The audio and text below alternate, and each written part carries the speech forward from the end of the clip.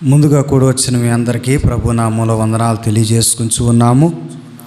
ఈరోజు ప్రత్యేకంగా యానం దగ్గర కోళ్ళ అనే గ్రామం నుంచి గరికపాటు శ్రీను వారి కుటుంబం ప్రార్థన పెట్టుకొని ఈరోజు ఇక్కడ ప్రార్థన పెట్టమన్నారు. వారి కుటుంబం తరపున వారి కుటుంబం కొరకు ప్రార్థన చేయమని చెప్పారు. వారి అవసరతలు ఏంటంటే కష్టపడుతూ ఉన్నాడు కానీ యజమానుడు పిల్లలకి అనారోగ్యాల వల్ల కష్టపడిన రూపాయి అంతా కూడా హాస్పిటల్ రూపంలో పోతూ ఉంది, వ్యర్థంగా పోతూ ఉంది. పిల్లలకి మంచి ఆరోగ్యాలు దయచేయాలని, వారి కష్టాయితం వారు అనుభవించాలని, భార్యాభర్తలు కూడా దేవునికి కొన్ని మొక్కుబళ్ళు కూడా చేసుకున్నారు. అయితే అవి చెల్లించలేకపోయారు. దేవుడు ఆ విషయంలో కూడా దేవుడు వారికి సహాయం చేసి ఆ మొక్కుబళ్ళు తీర్చుకునేటట్లుగా దేవుడు కృప చూపినట్లుగా వారి కుటుంబం నిమిత్తమై ఒకరి తర్వాత ఒకరు ప్రార్థన చేద్దాం. వారి పేర్లు చెబుతాను. గరికపాటి శ్రీను, గరికపాటి అనూష, తన భార్య పేరు అనూష, భర్త పేరు శ్రీను, పాప పేరు జెసికా, బాబు పేరు సాత్విక్, పాప బాబు. వీరి ఈ కుటుంబం కొరకు ప్రత్యేకంగా ఈ రోజున మనం ప్రార్థన చేద్దాం. వారు దేవుళ్ళు ఎదిగేటట్లుగా, వారి పిల్లలకు మంచి ఆరోగ్యాలు దేవుడు ఇచ్చేటట్లుగా, వారు అనుకున్న దేవుడికి ఏదైతే అనుకున్నారో మొక్కుకున్నారో దాన్ని కూడా చెల్లించడానికి దేవుడు సహాయం చేసేటట్లుగా, కష్టపడిన రూపాయి కూడా నిలబడేటట్లు, వారి కుటుంబం దేవునిలో నమ్మకంగా ఎదిగేటట్లు వారి కుటుంబం కొరకు ప్రార్థన చేద్దాం. ఒకరి తర్వాత ఒకరు. మొదటిగా మన మధ్య ఉన్న ఎలీషన్న వచ్చి ప్రార్థన చేస్తారు. మనందరం కూడా ప్రార్థనలో ఏకీభవిద్దాం.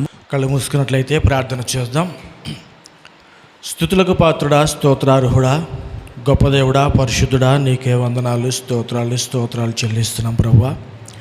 ఈ రాత్రికాల సమయంలో ప్రభా నీ సన్నిధానంలో, నీ మందిరంలో ఉండి ఈ విధంగా ప్రార్థించుకుని కృపనిచ్చినందుకు నాయన నీకే స్తుతులు స్తోత్రాలు చెల్లిస్తున్నాం ప్రభా. ఇటు ధన్యత లేనటువంటి వాళ్ళు అనేక మంది అనేక చోట్ల తండ్రి నాయన లోకంలో ఉన్నారు. కానీ దేవా మమ్మల్ని అయితే నీ సన్నిధానముకు నడిపించినందుకు నీకే వందనాలు, స్తోత్రాలు చెల్లిస్తున్నాం ప్రభా.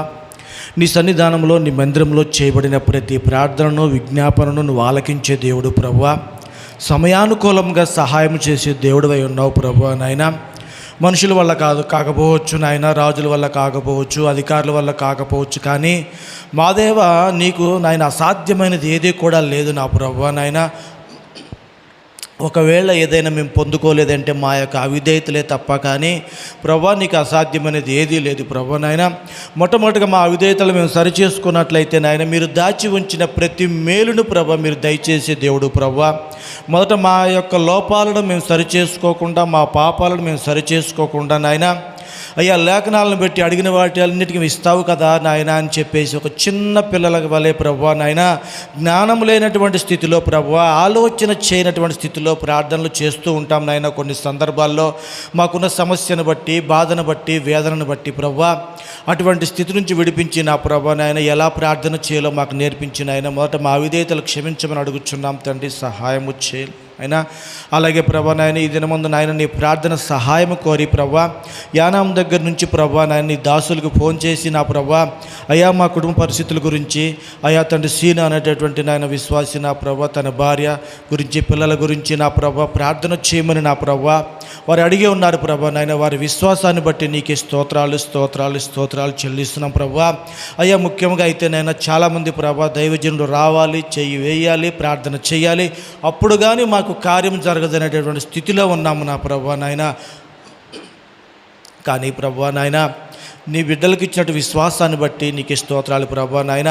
సేవకుడు ఎక్కడుండి ప్రార్థన చేసినా కూడా మాకు దేవుడు సహాయము చేస్తాడనే విశ్వాసాన్ని ఇచ్చావు ప్రభా, నీకు స్తోత్రాలు నాయన. ఆ విశ్వాసాన్ని బలపరచమని అడుగుచున్నాం తండ్రి నాయన.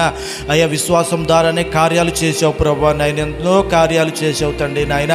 అయ్యా గొప్ప దేవుడా నీకే స్తోత్రాలు ప్రభా. వారి కుటుంబంలో ఉన్న పరిస్థితులు సర్వమును ఎరిగిన దేవుడు ప్రభా. యెహోవా యందు భయభక్తులు కలిగిన వాడు ఎలాగూ ఆశీర్వదించబడునో నీ లేఖనాల్లో తెలియపరుస్తున్నావు ప్రభా నాయన. నాయన.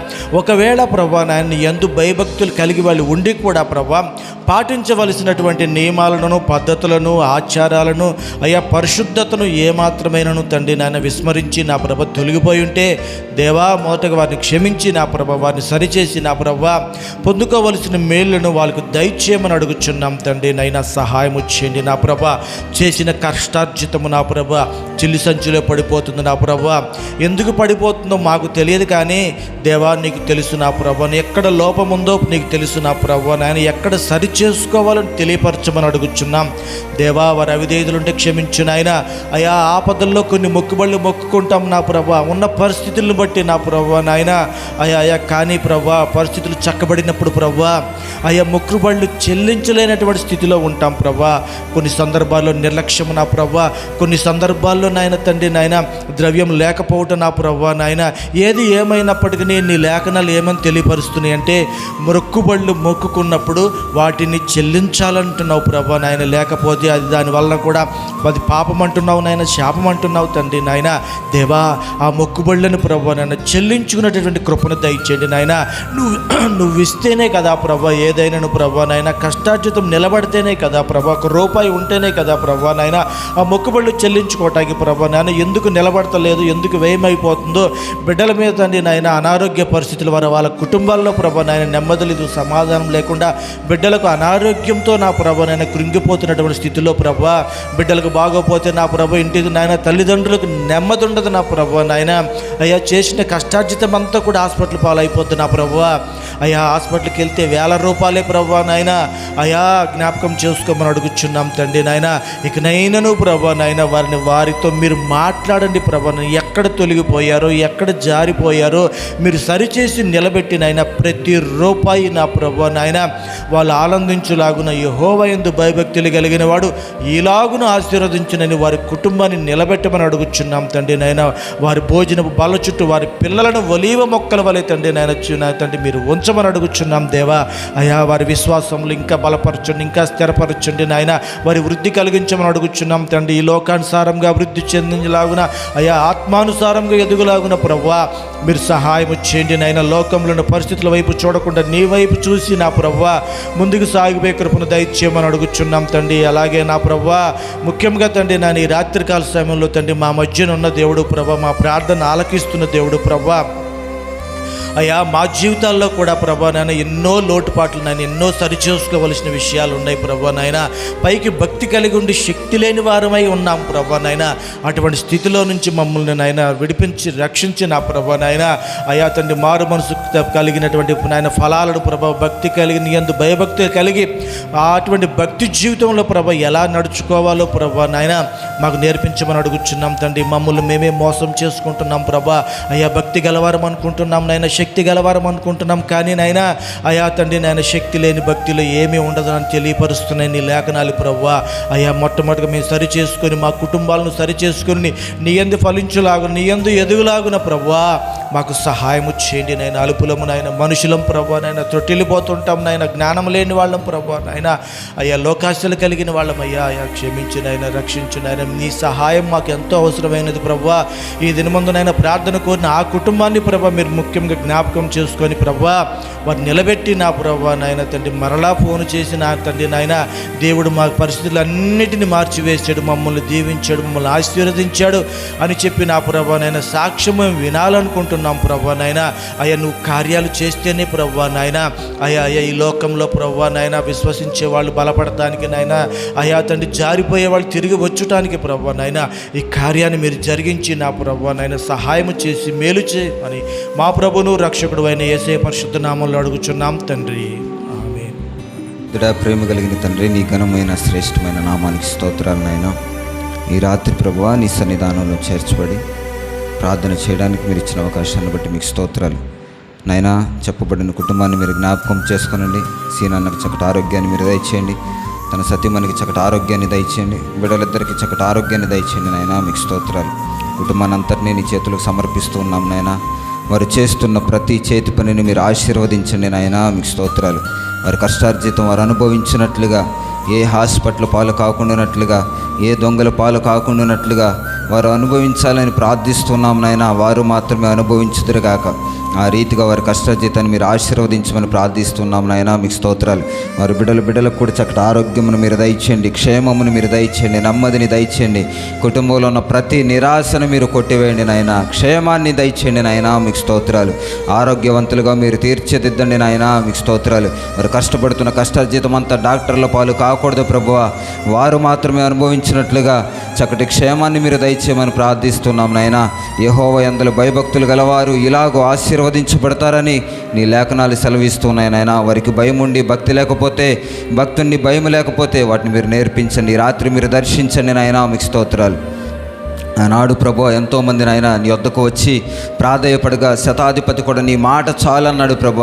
ఆ రీతి యొక్క విశ్వాసాన్ని మీరు దయచేయండి నాయన. బిడ్డలకు విశ్వాసం కోల్పోతే మరోమారు నాయన పునర్విశ్వాసాన్ని మీరు కలిగించండి. నీలో జీవమున్నదని, నీలో వెలుగున్నదని ప్రభువా, నీలో ప్రభువా ఆయుష్ ఉన్నదని గమనించుకోవడానికి మీరు సహాయమును దయచేయండి నాయన. ఎందరో ప్రభువా లోకస్తుల్లో ఉన్నారు కానీ నాయన, లోకస్తులైతే ఏ హాస్పిటల్ మంచిది, ఏ డాక్టర్ మంచోళ్ళని అడుగుతారు కానీ నీ బిడ్డలైతే ప్రార్థన అవసరత కోరారు నాయన. మీరు మాత్రమే నిశ్చయముగా దీవించుదురుగాక, మీరు మాత్రమే బలపరచుదురుగాక, మీరు మాత్రమే ఆరోగ్యవంతులుగా తీర్చిదిద్దురుగాక, క్షేమము దయచేదురుగాక, నీతిమంతులు గుడారములు వర్ధిల్లునుగాక. ఆ రీతిగా కుటుంబాన్ని మీరు దీవించి నీ నామానికి మహిమ తెచ్చుకున్నామని ప్రార్థిస్తూ, ఈ కుటుంబానికి ప్రభువా క్షేమం కలిగిందని, నెమ్మది కలిగిందని ప్రభువా మరో మంచి వార్త మేము ఉన్నట్లు సహాయమును మీరు దయచేయమని యేసు నామములో ప్రార్థించి వేడుకొనుచున్నాము నా పరమ తండ్రి. ఆమెన్. ప్రతి ఒక్కరు కూడా కళ్ళు మూసుకున్నట్లయితే వాక్య నిమిత్తం చిన్న ప్రార్థన చేసుకుందాం. ప్రతి ఒక్కరు కూడా కళ్ళు మూసుకొని దేవుడు ఈ రాత్రి మనతో మాట్లాడినట్టుగా ప్రతి ఒక్కరు కూడా ప్రార్థన చేద్దాం. ప్రేమ కలిగిన యేసయ్య, గొప్ప దేవుడని స్తోత్రములనైనా రాత్రికాల సమయంలో ఈ రీతిగా చేరి మీ నామాన్ని స్తుతించడానికి, మహిమపరచడానికి మీరు ఇచ్చిన కృపను బట్టి, ధన్యత బట్టి నీ స్తుతులు చెల్లిస్తున్నామయ్యా. ఇప్పటివరకు పాటల ద్వారా మీ నామాన్ని మేము తెచ్చుకునేందుకు నీకు వందనాలనైనా. చేయబడిన ప్రార్థనలు కూడా మీరు ఆలకించి జవాబులు మీరు దయచేస్తున్నారని కూడా మేము నమ్ముతున్నామయ్యా. ఈరోజు ప్రార్థన పెట్టుకున్న గృహస్థులను కూడా మీరు ఒకసారి జ్ఞాపకం చేసుకునండి. ఆ గృహస్థులను కూడా మీరు దీవించండి, ఆశీర్వదించమని అడుగుతున్నాం ప్రభా. అలాగే ఇప్పుడు నీ మాటలు మేము వినబోచుండగా నిలబడేది నేనైనప్పటికీ మాట్లాడేది మీరు గనుక మీరే నాలో ఉండి మాట్లాడి సహాయాన్ని అందించండి అయ్యా. ప్రతి ఒక్కరితో మీరు మాట్లాడి ప్రతి ఒక్కరిని మీరు బలపరచమని యేసయ్య నామములో అడిగి పొందుకుంటున్నాం పరమ తండ్రి. ఆమేన్. కొద్ది నిమిషాలు దేవుని యొక్క మాటలు మనం నేర్చుకుందాం. మొదటిగా ఇటు సమయాన్ని అనుగ్రహించిన దేవాతి దేవునికి నా వందనాలు తెలియజేస్తున్నాను. అలాగే సమయం ఇచ్చిన అయ్యగారికి, అమ్మగారికి నా వందనాలు. కూడి వచ్చిన మీ అందరికీ నా వందనాలు. కొద్ది నిమిషాలు దేవుని యొక్క మాటలు మనం ఈ రాత్రి నేర్చుకుందాం. సామెతల గ్రంథము 24వ అధ్యాయము 10వ వచనాన్ని చదువుదాం. సామెతలకి చాలండి. ఈరోజు మన అంశం ఇదే. శ్రమ దినమున కృంగిన ఎడల నీవు చేతకాని వాడ వగుదువు. శ్రమ వచ్చినప్పుడు కృంగిపోకూడదని దేవుని యొక్క లేఖనాలు మనకి తెలియపరుస్తున్నాయి. చాలామంది శ్రమలు చూచి కృంగిపోయే వాళ్ళు చాలామంది ఉన్నారు. శ్రమ రాగానే ఏదో అధైర్యపడిపోతారు. కానీ దేవుని యొక్క లేఖనాలు ఏమని సెలవిస్తున్నాయి అంటే, నువ్వు ఒకవేళ శ్రమను చూచి నీవు కృంగిపోతే నువ్వు చేతకాని వాడవు అయిపోతావంట. దేవుడు మనతో ఉండగా మనం ఏ శ్రమను చూచి కూడా భయపడకూడదు. శ్రమను చూచి భయపడే వాళ్ళు ఎవరయ్యా అంటే అవిశ్వాసులు భయపడతారు. శ్రమ రాగానే అవిశ్వాసంగా మాట్లాడే వాళ్ళు చాలామంది ఉంటారు ఈ లోకంలో చూస్తే.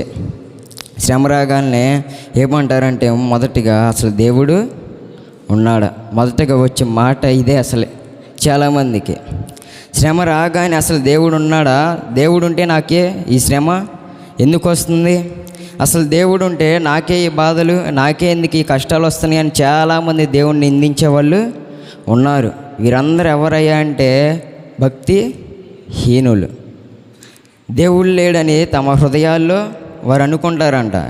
కానీ వాస్తవానికి దేవుడు మనతోనే ఉన్నాడు. కానీ మనం మట్టికి కృంగిపోతున్నాం, మనం అధైర్య పడిపోతున్నాం, ధైర్యంగా జీవించలేకపోతున్నాం. దేవుడు మనతో ఉండక మనకి విరోధి ఎవడు? కానీ ఈ మాటలు మనకి గుర్తుకు రావు. అసలు శ్రమ రాగానే అసలు దేవుడు ఉన్నాడో లేడు, దేవుడే ఉంటే నాకే ఈ కష్టాలు ఎందుకు వస్తున్నాయి, నాకే ఈ ఇబ్బందులు ఎందుకు వస్తున్నాయి అని చాలామంది అనుకుంటారు. దేవుని యొక్క విశ్వాసులంగా మనం పిలువబడుతున్నాం, కానీ మనలో మట్టికి విశ్వాసము లేదు. విశ్వాసం కనుక మనలో ఉంటే మనం మట్టికి విశ్వాసంగానే మాట్లాడతాం. ఏ శ్రమ వచ్చినా, ఏ ఇరుకైనా, ఏ ఇబ్బంది అయినా విశ్వాసంగానే మనం జీవిస్తాం. కానీ మనం మట్టికి శ్రమను చూచి కృంగిపోతున్నామంట. నీవు కృంగిపోతే చేత కాని వాడవు అయిపోతావు. ఎవరైనా సరే శ్రమను చూచి ఎంత మాత్రం కూడా కృంగిపోకూడదు, భయపడకూడదు. వాస్తవానికి శ్రమ గొప్పదైతే కాదు. నువ్వు నేను నమ్మిన దేవుడు గొప్పవాడు. శ్రమ కంటే గొప్పవాడు కాదు ఆయన. ఎన్నో శ్రమలను ఆయన కూడా అనుభవించాడు మన కోసం. అయినప్పటికీ మనం మట్టికి శ్రమలు చూచే భయపడతాం. మనకి జీవం గల దేవుడు ఉన్నాడని మర్చిపోతున్నాం మనం. ఆయన మనతో ఉండగా మనం భయపడిపోతున్నాం. ఈ లోకంలో శ్రమ వచ్చినప్పుడు ఏదో దేవుడు మనల్ని వదిలిపెట్టేశాడని, దేవుడే మమ్మల్ని చూడట్లేదని చాలామంది అనుకుంటున్నారు. దేవుడు మనతోనే ఉన్నాడు, కానీ ఒక పరీక్ష ఆయన పెట్టాడు. నువ్వు దాంట్లో పాస్ అవుతావా లేదా? శ్రమ వచ్చినప్పుడు నువ్వు కృంగిపోకూడదంట. ఒకవేళ కృంగిపోతే నువ్వు చేత కానివాడువు అయిపోతావు. దేవుని యొక్క లేఖనాలు ఏమని సెలవిస్తున్నాయి చూడండి. యాకోబు రాసిన పత్రిక 5వ అధ్యాయము 13వ వచనాన్ని చదువుదాం. అసలు శ్రమ వచ్చినప్పుడు నువ్వేం చేయాలో ఇక్కడ దేవుడు స్పష్టంగా రాయిస్తున్నాడు. యాకోబు రాసిన పత్రిక 5వ అధ్యాయము 13వ వచనం.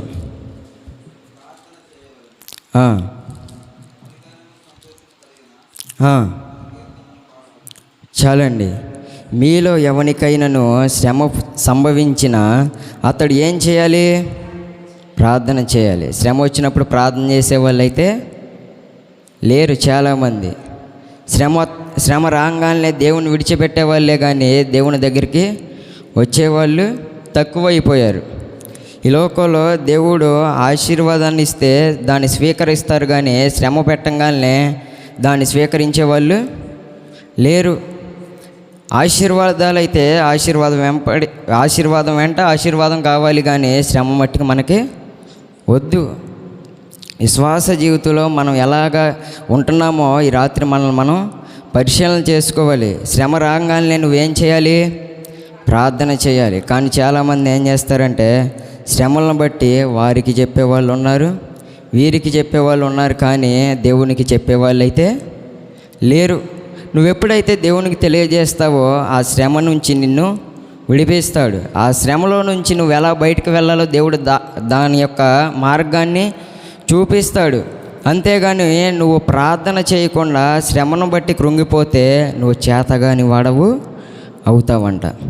శ్రమ వచ్చినప్పుడు నువ్వు మొదటిగా చేయాల్సిన పని ఏంటంటే ప్రార్థన చేయాలి.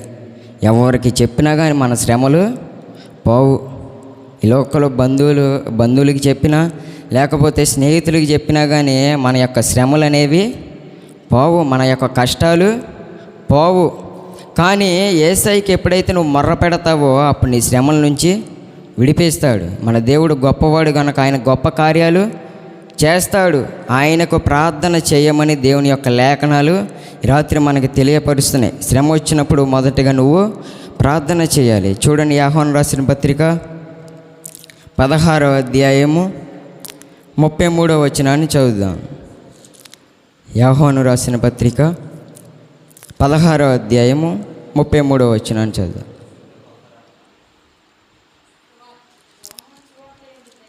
యోహాను సువార్త 16వ అధ్యాయము 33వ వచనాన్ని చదువుదాం.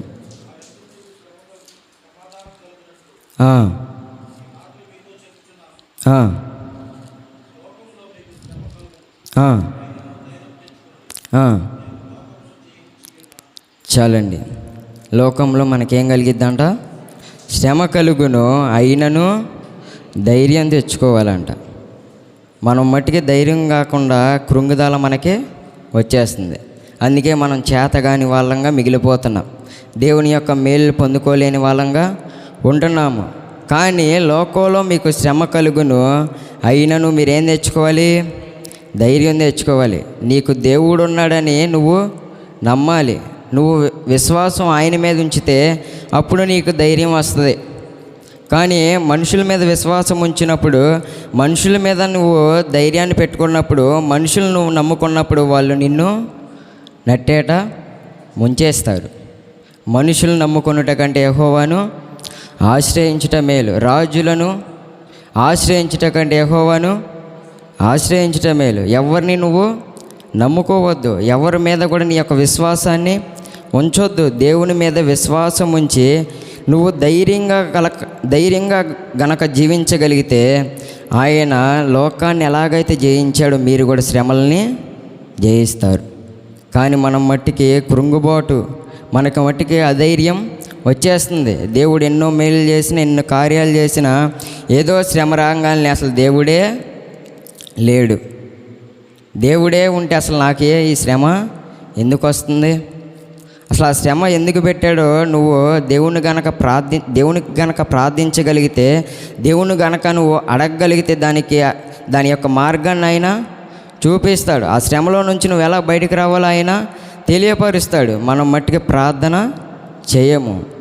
శ్రమ రాగానే దేవుని విడిచిపెట్టే వాళ్ళు చాలామంది ఉన్నారు. ఈ లోకల శ్రమలు కొన్ని మనం కొని తెచ్చుకుంటాం, కొన్ని మట్టికి దేవుని నుంచి మనకి వస్తాయి. ఆయన పరీక్షలు పెడతాడు. ఆ పరీక్షలలో కనుక నువ్వు పాస్ అవుతే దేవుడు నిన్ను తర్వాత ఆశీర్వాదాన్ని ఇస్తాడు. కానీ మనం కొని తెచ్చుకునే ఎలా ఉంటాయి అంటే మనమే సొంతగా చేసేసుకుంటాం. దేవుడు ఏదో చెప్తే దానికి వ్యతిరేకంగా మనం నడుస్తాం. దేవుడు చెప్పిన మాట వినకుండా, దేవుని యొక్క మాటకు లోబడకుండా మనం విరోధంగా జీవించినప్పుడు అప్పుడు మనకి శ్రమలు వస్తాయి. ఆయన అంటాడు కదా, యెహోవాను ఆశ్రయించి వారికి శ్రమలు విస్తరించునంట. యెహోవాను విడిచి వేరొకరిని ఆశ్రయించు వానికి శ్రమలు విస్తరిస్తాయి. యెహోవాను విడిచిపెట్టేసి దేవుని ప్రక్కన పెట్టేసి నువ్వు ఎక్కడికి వెళ్ళినా కానీ నీకు శ్రమలే వస్తాయి. కానీ మనం మట్టికి దేవుణ్ణి ఆశ్రయించకుండా, దేవుణ్ణి కనుక మనం ఆయన మీద విశ్వాసం ఉంచకుండా మనం ఎవరి మీద ఉంచినా కానీ మనకు శ్రమలు అనేది పోవు. నువ్వు ఆయన మీద విశ్వాసం ఉంచి నువ్వు ధైర్యంగా కనుక నిలబడగలిగితే శ్రమల్లో ఆయన విజయాన్ని నీకు ఇస్తానని రాత్రి సెలవిస్తున్నాడు. శ్రమల్లో కనుక నువ్వు కృంగిపోతే చేతగాని వాడవగా మిగిలిపోతావు. దేవుని నుంచి వచ్చే ఆశీర్వాదాన్ని కూడా నువ్వు పొందుకోలేవు. దేవుడు ఎందుకు శ్రమ పెట్టాడో దాని వెనక ఏమైతే ఆశీర్వాదం ఆయన దాచి ఉంచాడో దానికోసం మనం ప్రార్థించాలి. కానీ శ్రమను బట్టి అక్కడే ఆగిపోకూడదు. చాలామంది విశ్వాస జీవితాలు శ్రమ రాగానే అక్కడే ఆగిపోయే వాళ్ళు చాలామంది ఉన్నారు. అక్కడే దేవుని విడిచిపెట్టే వాళ్ళు చాలామంది ఉన్నారు. తర్వాత వచ్చే ఆశీర్వాదాన్ని నువ్వు కోల్పోతున్నావు. ఆ శ్రమ తర్వాత దేవుడు ఏ ఆశీర్వాదాన్ని నీ కొరకు దాచి ఉంచాడు దాన్ని పొందుకోవాలంటే ఈ శ్రమను బట్టి నువ్వు ప్రార్థన చేయాలి. ప్రార్థన చేసినప్పుడు తర్వాత వచ్చే ఆశీర్వాదాన్ని నువ్వు పొందుకుంటావు. యోబు గారు 2 అంతలుగా ఆశీర్వదించబడ్డాడంటే ఆయన శ్రమలు అనుభవించాడు, కష్టాలు అనుభవించాడు, తర్వాతనే 2 అంతల ఆశీర్వాదాన్ని చూచాడు. మనం కూడా అలాంటి ఆశీర్వాదం కావాలంటే శ్రమలు కూడా మనం అనుభవించాలి. మేలు మట్టిగా అనుభవిస్తామా? ఆశీర్వాదాన్ని అనుభవించడానికి దేవుడు పిలిచాడు మనల్ని కాదు కదా.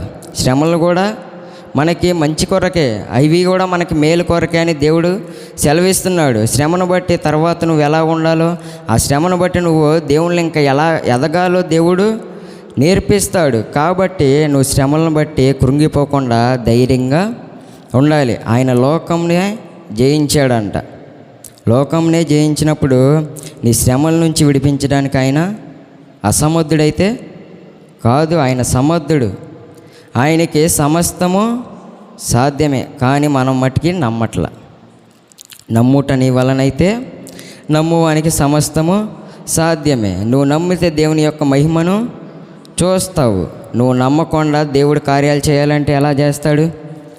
మనం ఒకరి మీద విశ్వాసం ఉంచితే, ఒకరిని నమ్మితేనే కనుక వారు మనకి ఏదైనా చేయగలుగుతారు. మనం మట్టికి వాళ్ళని నమ్మకుండా వారిని తక్కువగా చూస్తే వారు ఏ సహాయం కూడా మనకి చేయరు. ఈ లోక సంబంధంగా మనుషులే అలా ఉంటే మరి దేవుడు కూడా దేవుని మీద నువ్వు విశ్వాసం ఉంచితేనే, దేవుని మీద కనుక నువ్వు ఆధారపడగలిగితేనే అప్పుడే దేవుని యొక్క మహిమను నువ్వు చూస్తావు. కానీ మనం మట్టికి దేవుణ్ణి నమ్మము. ఆయన ఆశీర్వదించితేనే దేవుడు, శ్రమ పెడితేక దేవుడు కాదు. ఆయన కార్యాలు చేస్తేనే దేవుడు. చాలామంది ఇలానే ఉన్నారు, కార్యాలు చేస్తేనే దేవుని సన్నిధానానికి వస్తున్నారు, కానీ శ్రమ రాగానే మట్టికి దేవుని సన్నిధిలో కనపడట్లా చాలామంది. ఆ శ్రమలను బట్టి నువ్వు దేవునిలో ఎదుగుతావా ఎదగవని శ్రమ పెట్టాడేమో దేవుడు. ఒకసారి పరిశీలన చేసుకొని నువ్వు ప్రార్థించగలిగితే దేవుడు నిన్ను ఆశీర్వదించడానికి ఆయన సిద్ధంగా ఉన్నాడు. మనం మట్టికి శ్రమలను ఎందుకు వస్తున్నాయని ప్రార్థించకపోగా దేవుణ్ణి నిందించే వారంగా ఉంటున్నాము. అలాంటి జీవితాలు చాలామంది ఉన్నాయి కనుక మనల్ని మనం పరిశీలన చేసుకొని శ్రమను బట్టి దేవునిలో ఎదుగుతున్నామా లేదా, లేకపోతే శ్రమను బట్టి దేవుని నుంచి దూరం అయిపోతున్నామా, ఒకసారి పరిశీలన చేసుకున్నట్లయితే దేవుడు ఈ రాత్రి మనందరినీ దీవించడానికి ఆయన సిద్ధంగా ఉన్నాడు. ఈ లోకంలో చాలామంది అనుకుంటారు ఈ శ్రమలు ఇక పోవని చాలామంది అనుకుంటారు. కానీ బైబిల్ గ్రంథంలో ఏం సెలవిస్తున్నాయి అంటే ఈ శ్రమలు ఎన్న తగినవి కావు అని సెలవిస్తున్నాడు. చూడండి, రోమీయులు రాసిన పత్రిక 8వ అధ్యాయం 18వ వచనాన్ని చదువుదాం. రోమీయులకు రాసిన పత్రిక 8వ అధ్యాయము 18వ వచనం.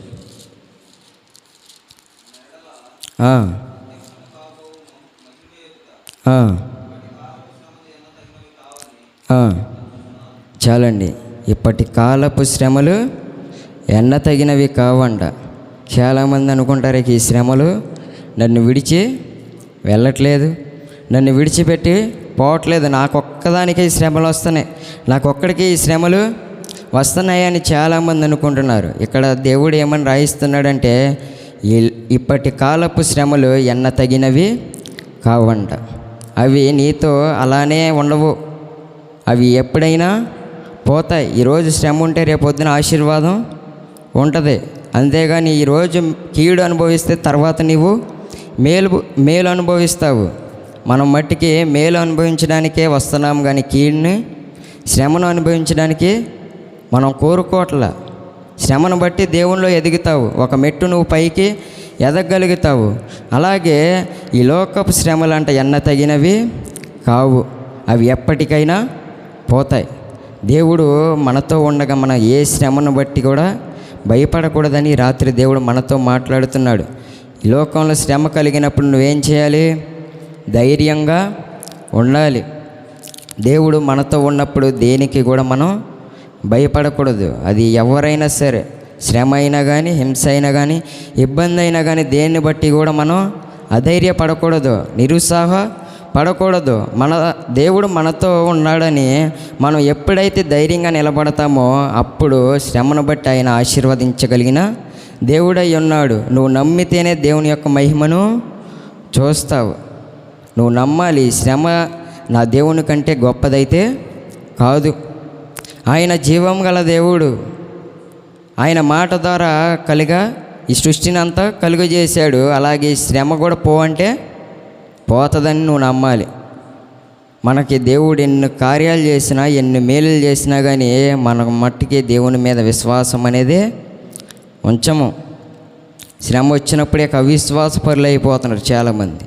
శ్రమ రాగానే అవిశ్వాసులు ఎలాగుంటున్నారో, లోకంలో ఉన్న మనుషులు ఎలాగుంటున్నారో అలాగే దేవుని యొక్క సన్నిధికి వచ్చేవాళ్ళు కూడా అలానే మాట్లాడుతున్నారు. కాబట్టి దేవుడు ఏమంటున్నాడంటే ఈ లోకంలో శ్రమ వచ్చినప్పుడు నువ్వు ధైర్యంగా ఉండాలి. శ్రమ దినమున నువ్వు కృంగిపోతే నువ్వు చేతకాని వాడవుగా మిగిలిపోతావు. కృంగిపోకుండా ధైర్యంగా నిలబడితే దేవుడి యొక్క మహిమను నువ్వు చూస్తావు, దేవుడు కార్యాలను నువ్వు చూస్తావు. ఈ లోక శ్రమలు ఎన్న తగినవి కావని దేవుడు సెలవిస్తున్నాడు. అదే రోమీయులు రాసిన పత్రిక 5వ అధ్యాయం 3-4 వచనాలు కూడా చదువుదాం. 5వ అధ్యాయము 3-4 వచనాలు చదువుదాం.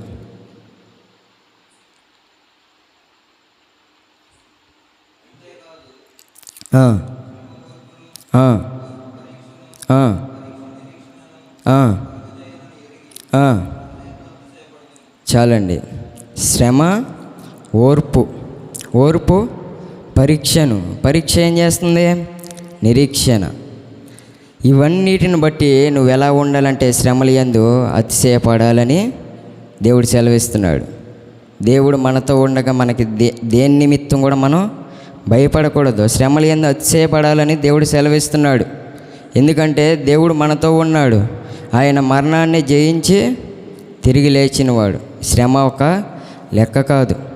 ఆయన మాట సెలవిస్తే ఆ శ్రమ విడిచిపెట్టి వెళ్ళిపోద్ది. కానీ మనకి పరీక్షలు, మనం నిరీక్షణతో ఎదురు చూస్తామా లేదా అని ఆయన పరీక్షిస్తున్నాడు. మనం మట్టికి ఎదురు చూపు చూడరు చాలామంది. దేవుడు ఈరోజు చెప్తే ఇప్పుడే చేయాలి, లేకపోతే తెల్లారి కల్లా జరిగిపోవాలి. అబ్రహాం గారు ఎన్ని సంవత్సరాలు ఎదురు చూచాడు చెప్పాలి. ఆయన ఎదురు చూశాడు నిరీక్షణతో. అప్పుడు దేవుని యొక్క కార్యాన్ని కూడా ఆయన చూడగలిగాడు. మనం మట్టికి దేవుడు ఏదైనా చెప్తే ఇక వెంటనే నువ్వు చేసేయాలి, లేకపోతే ఇక నువ్వు దేవుడివే కాదు. అసలు దేవుడే ఉంటే నాకు కార్యాన్ని ఎప్పుడో చేసేసేవాడు అంటావు. కానీ నువ్వు ఇప్పటి వరకు ఎన్ని మేళ్ళు అనుభవించావు? ఒక కార్యం జరగలేదని అసలు దేవుడే ఉంటే ఎప్పుడో జరిగేది అంటున్నావే. ఇప్పుడు వరకు నువ్వు ఎన్ని కార్యాలు, ఎన్ని మేళ్ళు ఆయన ద్వారా అనుభవించావు ఒకసారి పరిశీలన చేసుకోవాలి. నువ్వు నిరీక్షణతో ఎదురు చూడాలి. శ్రమ వచ్చినప్పుడు తర్వాత ఆశీర్వాదం ఉందని, లేక తర్వాత మేలు దాగి ఉందని నిరీక్షణతో ఎదురు చూడమని దేవుని యొక్క లేఖనాలు సెలవేస్తున్నాయి. మనం మట్టికి నిరీక్షణతో ఎంత మాత్రం కూడా ఎదురు చూడం.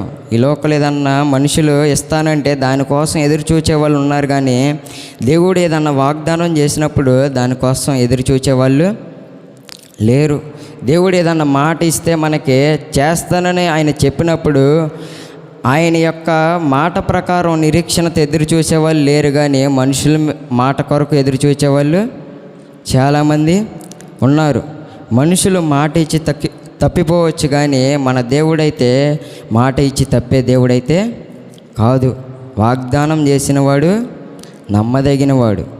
అలాంటి నమ్మదగిన వాడిని కూడా మనం నమ్మట్లేదు. కాబట్టి దేవుడు ఏమంటున్నాడంటే శ్రమ ఓర్పును, ఓర్పు పరీక్షను, పరీక్ష నిరీక్షణను కలుగజేయనని ఎరిగి శ్రమల యందు ఏం చేయాలంట? అతిశయపడాలి. మన దేవుడు మనతో ఉన్నప్పుడు శ్రమ అయినా దేన్ని బట్టి అయినా కూడా మనం అతిశయపడమని దేవుడు సెలవిస్తున్నాడు. కానీ చాలామంది చూస్తే వారికున్న బలాన్ని బట్టి, వారికున్న పేరు ప్రఖ్యాతలను బట్టి గర్వించే వాళ్ళు ఉన్నారు, కానీ దేవుని బట్టి గర్వించేవారు లేరు. శ్రమల యందు నువ్వు అతిశయపడమని దేవుడు సెలవిస్తున్నాడు. నువ్వు నీకేదైతే ఉందో దాన్ని బట్టి అతిశయపడితే, దాన్ని బట్టి నువ్వు గర్విస్తే అది ఎప్పటికైనా పోతుంది. గొల్లియాతు బలాన్ని బట్టి గర్వించాడు, ఏమైంది? చాలా హీనంగా చనిపోయాడు. కొందరు గుర్రములను బట్టి, కొందరు వాటిని బట్టి వీటిని బట్టి గర్విస్తారు, కానీ మనం వేటిని బట్టి అతిశయపడాలి? మన దేవుణ్ణి బట్టి అతిశయపడాలి. దేన్ని బట్టి కూడా మనం అతిశయించడానికి తగము. మనం కలిగి ఉన్నది మనకి కనబడేవి ప్రతి ఒక్కడు కూడా ఆయన ఇచ్చినదే. కాబట్టి మనం ఆయన యందు అతిశయపడాలి, కానీ దేన్ని బట్టి కూడా అతిశయపడకూడదు. కాబట్టి ఈ రాత్రి దేవుడు ఏం మాట్లాడుతున్నాడంటే, నువ్వు శ్రమ దినమున కృంగిపోతే చేతకాని వాడవుగా మిగిలిపోతావు. కృంగిపోకుండా దేవునికి ప్రార్థించే వ్యక్తిగా నువ్వు ఎప్పుడైతే ఉంటావో ఆ శ్రమల నుంచి ఎలాగ బయటికి రావాలో దేవుడు మార్గాన్ని చూపిస్తాడు. శ్రమలను బట్టి కృంగిపోకూడదు, కానీ ధైర్యంగా ఉండాలని దేవుడు సెలవిస్తున్నాడు. ఈ లోకపు శ్రమలు ఎన్న తగినవి కావని సెలవిస్తున్నాడు. ఇప్పుడు వరకు నువ్వు శ్రమలు నాకే వచ్చినాయి, ఈ శ్రమలన్నీ విడిచిపోవట్లేదని నువ్వు అనుకుంటున్నావేమో. ఈ రాత్రి దేవుడు నీతి ఏమంటున్నాడంటే, ఈ లోకపు శ్రమలు ఎన్న తగినవి కావు, ఎప్పటికైనా అవి పోతాయి. ఇప్పుడు కీడు లేకపోతే ఇప్పుడు నువ్వు దీన స్థితిలో ఉన్నావేమో, ఒకానొక రోజున దేవుడు నిన్ను ఆశీర్వదిస్తాడు. కాబట్టి మనం ఆయన మీద విశ్వాసం ఉంచి ఆయనకు ప్రార్థించగలిగితే ఆయన ఎప్పటికైనా ఆశీర్వదించగలిగిన దేవుడు. ఇప్పుడు దీనంగానే ఉంటాం, ఇప్పుడు లేమి స్థితిలోనే ఉంటాము, కానీ ఒకానొక రోజు మనకి కూడా వస్తుంది. అప్పుడు దేవుడు మనల్ని ఆశీర్వదిస్తాడు. గనక ఆయన యందు మనం విశ్వాసం ఉంచి ఆయన ఏ మేలైతే చేయాలని మనం తలంచి ఉన్నామో దానికోసం మనం ఎదురు చూడాలి. అంతేగాని దేవా నాకు ఇప్పుడే చేసేయని అడగకూడదు. ఆ శ్రమను బట్టి దేవుడు కార్యాన్ని చేసినప్పుడు దేవుడు ఎంత మేలు దాచి ఉంచాడని మనకు అప్పుడు అనిపిస్తుంది. కానీ మనం మట్టికి వెంటనే చేసేస్తే దాని యొక్క విలువ కూడా తెలియదు. దాని విలువ తెలియాలంటే, దేవుని యొక్క ఆశీర్వాదం విలువ తెలియాలంటే ఆయన ఎప్పుడైతే తలంచాడో అప్పుడు ఇస్తేనే దాని యొక్క విలువ మనకి తెలుస్తుంది. అంతేగాని మనం అడిగితే చేసేసి దేవుడైతే, మన దేవుడు ఆయనకి అసాధ్యమైనది ఏది లేదు. కానీ మనం అడిగిన వెంటనే చేసే దేవుడైతే కాదు. మనం కొంత మట్టుకే ఆలోచన చేస్తాం. మన దేవుడు గొప్పవాడు కనుక అది ఎప్పుడు మనకి రావాలని తలంచాడో అప్పుడే మనకి ఇస్తాడు. ఈ లోకంలో తల్లిదండ్రులైన బిడ్డలకి ఏదన్నా అడిగితే చాలా, ఇప్పుడు డబ్బులు 1,00,000 అడిగితే చిన్నపిల్లలకి ఎవరు దాన్ని హ్యాండిల్ చేయగలిగిన వయసు వచ్చినప్పుడే వారు ఇస్తారు. అలాగే మన దేవుడు కూడా మనకు ఆశీర్వాదం ఎప్పుడు కావాలో అప్పుడే ఇస్తాడు. కానీ మనకు ఇప్పుడే కావాలంటే ఎవడు.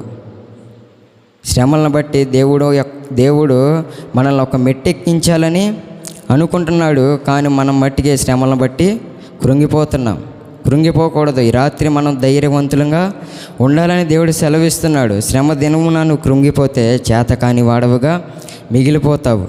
కానీ దేవుడు నిన్ను హెచ్చించాలని ఆయన కోరుకుంటున్నాడు. ఆ శ్రమను బట్టి నిన్ను ఆశీర్వదించాలని కోరుకుంటున్నాడు. కనుక శ్రమల్లో నువ్వు ధైర్యం తెచ్చుకొని నిలబడగలిగితే దేవుడు నిన్ను ఆశీర్వదిస్తాడు. బైబిల్లో ఎంతోమందికి శ్రమలు వచ్చినాయా రాలేదా?